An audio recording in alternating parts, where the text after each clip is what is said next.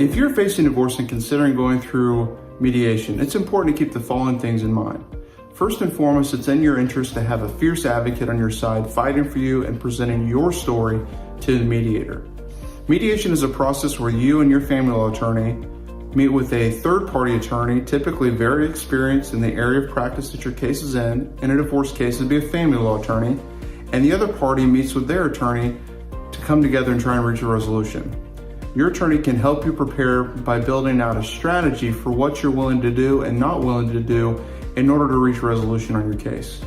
Additionally, we found it very powerful to draft a mediation statement on behalf of our clients, to present our client's story about what it is that they're willing to do or not willing to do to reach settlement in their case.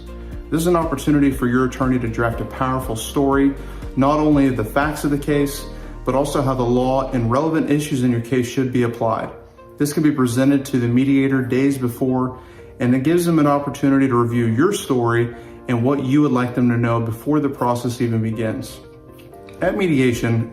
the mediator will meet with you and the opposing party, hear both sides' version of the case, what it is that you're hoping to achieve, what you're not willing to, and what you're willing to do, and then go to the other side to see where they are at.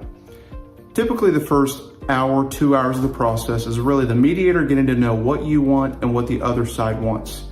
The rest of the day is spent seeing what give and take there can be in order for the parties to potentially reach a resolution on all or many of the important issues that come up in a family law mediation. These issues include custody, visitation, division of assets such as retirement accounts, real estate, the marital home, personal property, vehicles, other stuff that the parties have acquired during or may have possessed even before marriage.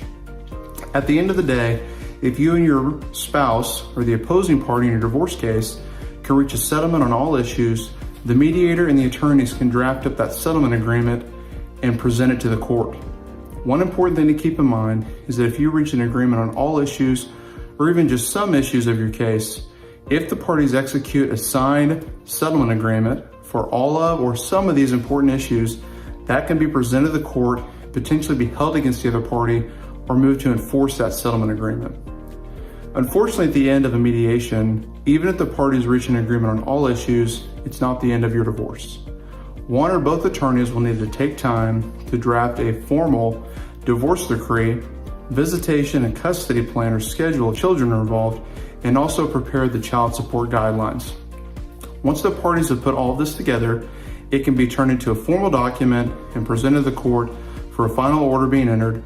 at which time your divorce can actually be finalized. Hope this video has been helpful talking you through some of the important steps in preparing for going to mediation and what your divorce case will look like at the conclusion of mediation. If you have additional questions about this or family law in Oklahoma in general, we encourage you to subscribe to our YouTube channel or reach out to us for answers to your questions.